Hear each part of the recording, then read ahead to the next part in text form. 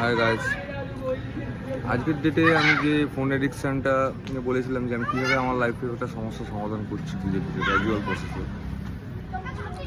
যে আমি আমার ফ্যামিলির সাথে টাইম কাটাচ্ছি। যেটুকু টাইম আমি যেগুলো ফোনে এঙ্গেজ থাকতাম, আর যেটুকু টাইম ফোনে দরকার পড়ে সেটুকুই ফোনটাকে ইউজ করার চেষ্টা করছি।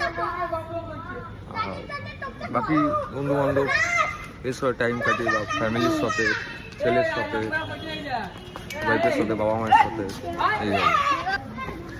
আজকের ডেটে এআই এত পাওয়ারফুল এই বিষয়টা, যেটা আমি দেখেছি আমার ক্ষেত্রে।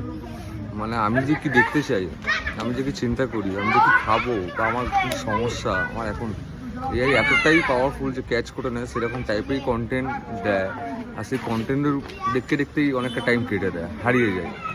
যেহেতু ওরকমই পছন্দ করছে, আমার মন এখন ওরকমই চাইছে, আর এআই সেটা বুঝে যায়। অ্যাকচুয়ালি এটা অনেক পাওয়ারফুল।